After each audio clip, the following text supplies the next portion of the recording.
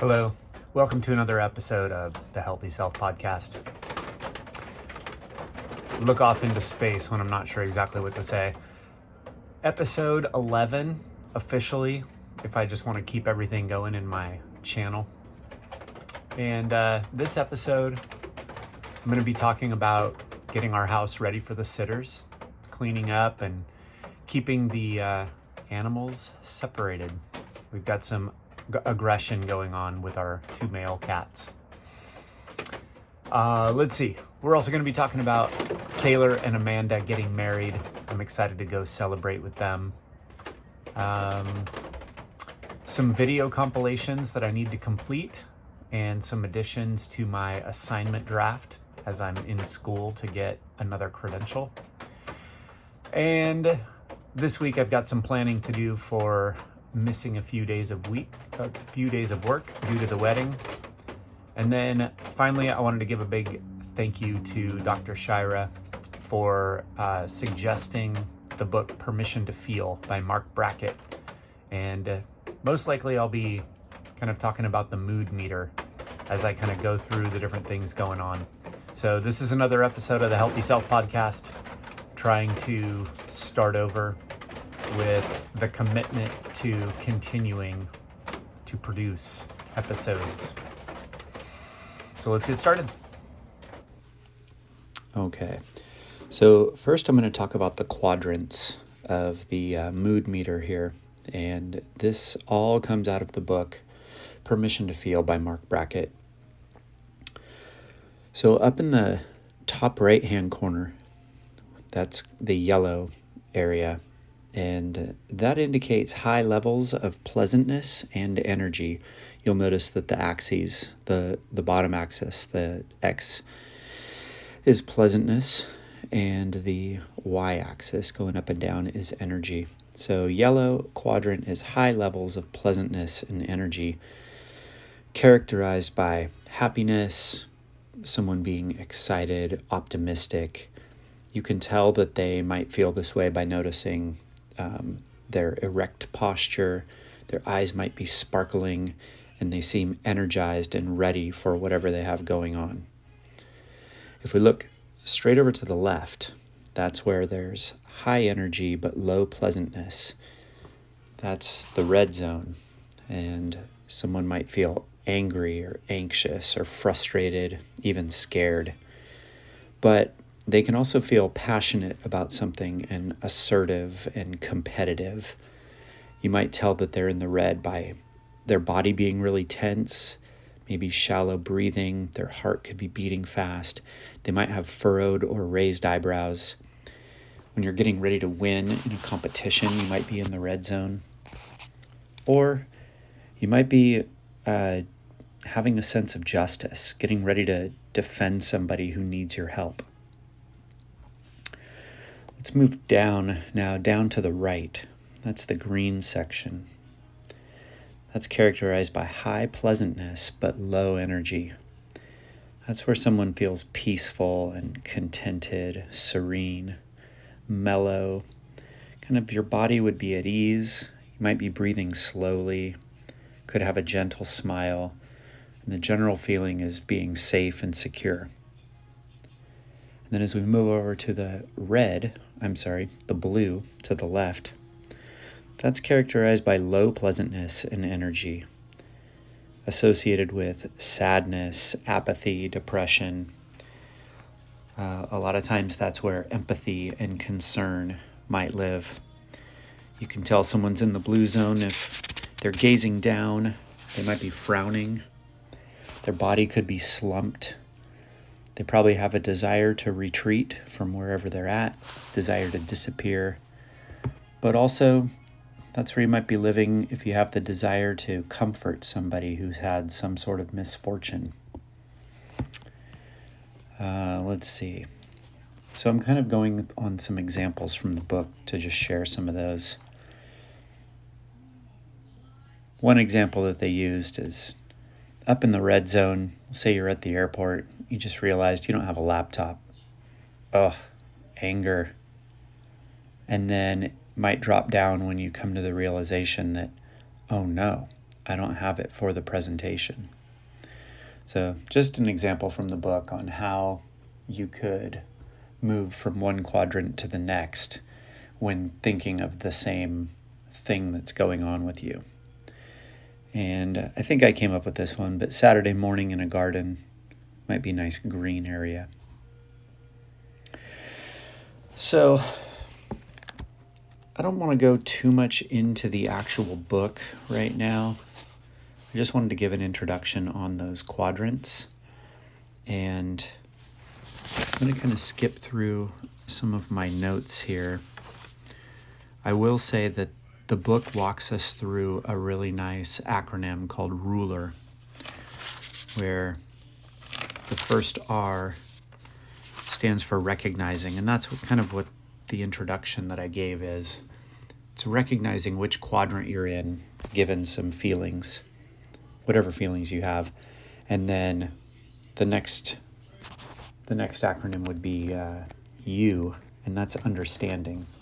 So first we recognize, then we understand, which is really asking why. Why do we feel this way? And then we get into the L, which is labeling emotions, and that's where I'm going to begin with the next graphic here, which is labeling emotions and going a little more in depth to the quadrant. Okay, so here's the quadrant that, or the set of quadrants, the mood meter, but this one has the labeled emotions, and I'm not going to explain how they developed this, but I trust that it has been put together by some very smart people. And so for right now, I'm just going to be discussing labeling your emotions, which is the L in RULER. And a little bit about that is, this really has to do with eloquence versus being limited. It has to do with building your vocabulary. And if you don't know what a lot of these words mean, that's okay. Because what makes us all equal is our inability to effectively describe our emotions until we learn these words. And it takes practice. So the whole basis of this book is, how are you feeling? And if you don't have the vocabulary to discuss how you're feeling, then it's really hard to put your feelings into perspective and to be able to compare them to not only other people, but to yourself. And that might make a little more sense later, but the truth is, if you can name it, you can tame it. And just labeling your emotions is a form of regulating your emotions. And the way we might put this is, are you feeling like you're in the red? The next question would be, well, exactly where are you? Are you way up in the top left-hand corner and you're enraged? Or do you have a little more pleasantness and a little less energy, and are you down where you're just frustrated? Or maybe you're frightened, and frightened is kind of in the middle, but still very low pleasantness. So low, middle energy of red, but low pleasantness. Or maybe you're concerned. Maybe you're concerned, which is kind of medium energy and towards the beginning of your pleasantness, still kind of low pleasantness, but really close to being disappointed, which is down in the blue. So are you enraged, or are you just concerned and almost disappointed? So I'm trying to think of an actual example because I was just looking at some notes here. Maybe that'll make sense later. If you can tell me the difference, like when's a time that you realized you were concerned versus a time that you were actually enraged? There's some nuance there, but they're both in the red. The point is that each one of these words has their own specific cause in your mind, your subconscious, your feelings, your emotional system. And because each one has its own cause, based on whatever causes our emotions, there's a specific course of action that could be taken. And it takes time to work through all of those. So the act of labeling actually connects our understanding of our emotions. And later on in the book, it describes how we can increase our ability to describe our emotions to ourselves and to others. And the point that the book is making now is that this requires vulnerability.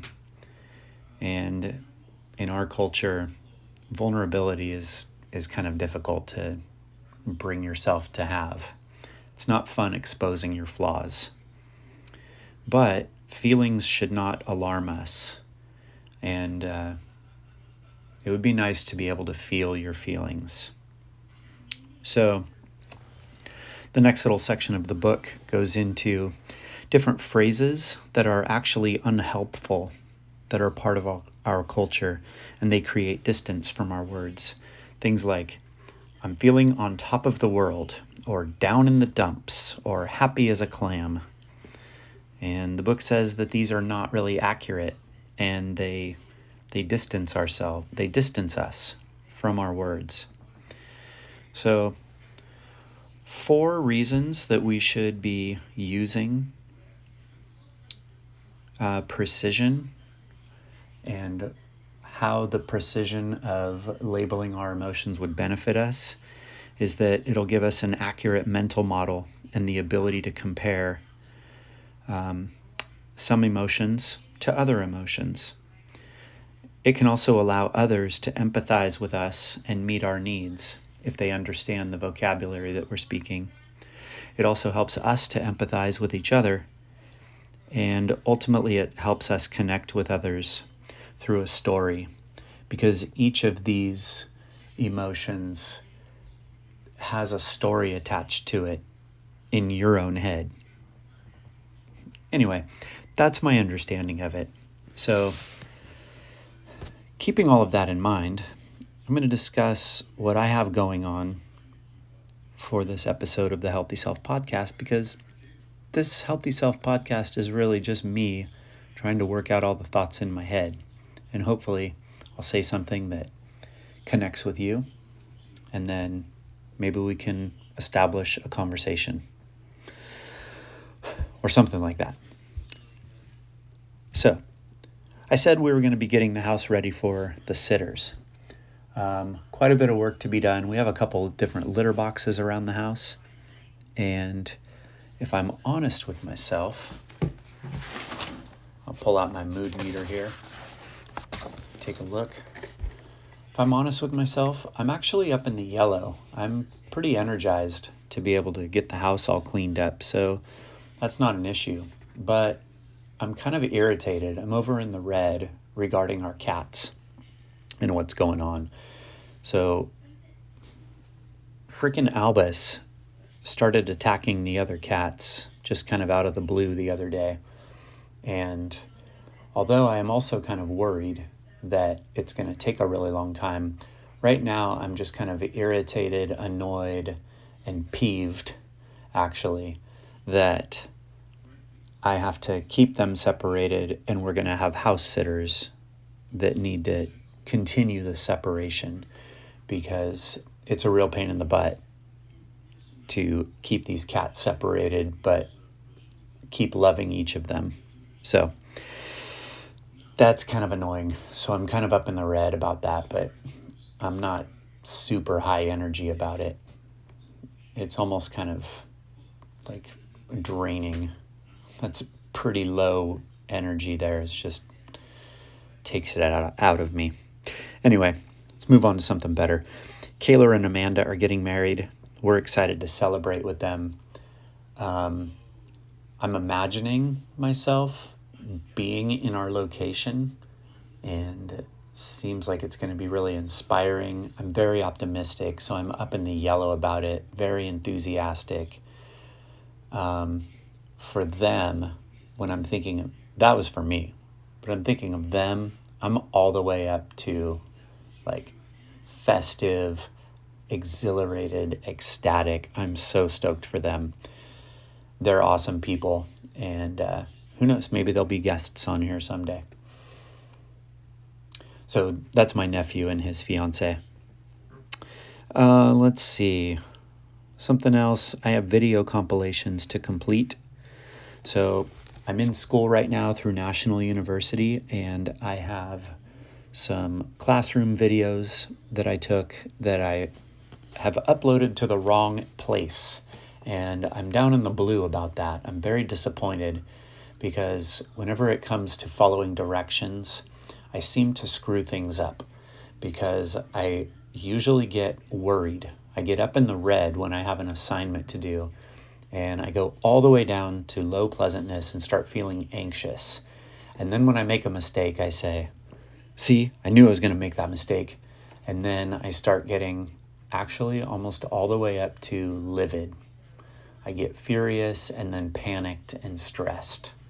And you can follow my words because I'm reading them straight off of the mood meter here. So when that happens, it takes me a long time to drink some water and try to bring myself back down to the top left corner of green and just be at ease and just relax. That is difficult to do for me, especially when I have to go find information that is accurate from multiple places, such as the Sandy, which maybe I'll talk about someday, but that's an assessment tool that I use. And then SACE. If you're a special education teacher, you know SACE most likely. And it's a clunky database, and it's difficult to navigate through in order to find different bits of information out. But I do have to do deep dives into those in order to complete the getting to know my students assignment, which I'm working on. And I also have to do some self-reflections about the different qualities that teachers need to have.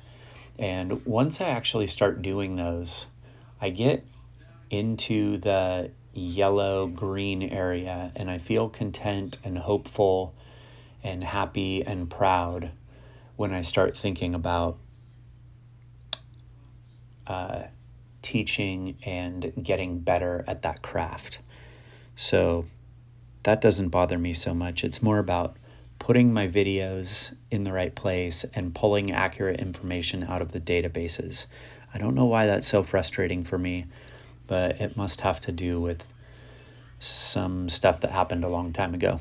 And that's why I have this podcast, because I need to sit here and work through my hang-ups. All right, let's see. The next thing on my topic is to plan for missing a few days of work for the wedding, which is going to be coming up this week. And with this, I'm going to really need to, I just realized it, I'm going to need to rely on a lot of other people. And I've not done a very good job with that. I think that I've tended to micromanage in a hands-off way, if that makes sense. Probably not communicating to the degree that I need to communicate to make things easy for my staff. And so I'm going to need to do a better job of reaching out, asking questions, and making plans. And that is kind of like an assignment.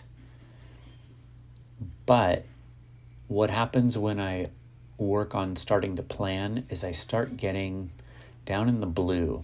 I start getting discouraged and disappointed that I haven't done it yet. And it's, for some reason, really easy for me to get all the way down to depressed and despondent and then start being a really bad coach in my own head. So, I don't know. I'm interested to know if you ever get down in the dumps when you start working on something when you're alone or by yourself. Do you ever feel alienated or miserable or lonely or tired if you're just sitting in a room working on some assignment? Does that happen to you? Yeah, happens to me all the time. Actually, it happens to me when I think about doing the work, but once I start getting into it, I usually go over to feeling green. And I start feeling satisfied, knowing that I'm doing my best. And that starts bringing me up to feeling motivated up in the yellow. It's just like when I go to the gym. I feel satisfied when I'm walking in there. I start feeling motivated. And then afterwards, I feel peaceful. So it's high pleasantness, knowing that I'm doing the right thing. It's high energy when I'm doing it. And then afterwards, it's still high pleasantness, but low energy. And way down in the bottom right corner is serene. And I like that one. Knowing that I've taken care of things the best I can and that things are where they're supposed to be. So anyway, I guess that's where I'll end this episode of the podcast. Mainly, this was just me needing to be able to get this process started, to get this information out of my head and put it out there like I've been saying I'm going to do for a long time. So, cool catchphrase at the end, whatever that's supposed to be. Keep on building your healthy self. And I look forward to connecting with you soon. Using Spotify week 17, getting it uploaded right now. I've got a lot to do, so I better get busy. Ooh, but first my preview is ready. There it is. Publish. I'm all set. I'm gonna grow my audience. No. I don't think I'll do that one. Okay, so I'm gonna check it really quick. Let's open up Spotify. And we're gonna search for the Healthy Self Podcast. There it is. If I go back up to the top, boom. Oh, it's not quite there yet. Oh, okay. We got it. Boom. There it is. Let's check it out. So if I click on Mood Meter, here it is. And it's got a little poll. How do you feel after hearing my podcast? I'm very excited, so I'm feeling yellow right now. And I'll vote. Please go vote. Please go vote. Ready to participate? Be nice. I guess I shouldn't do it on my own.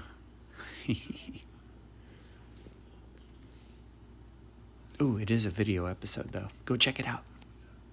But now back to the real business at hand. Let's get this place cleaned up. What do you think, Tom? Should we start cleaning? Should we start getting everything cleaned up? Yeah, probably. Don't you think?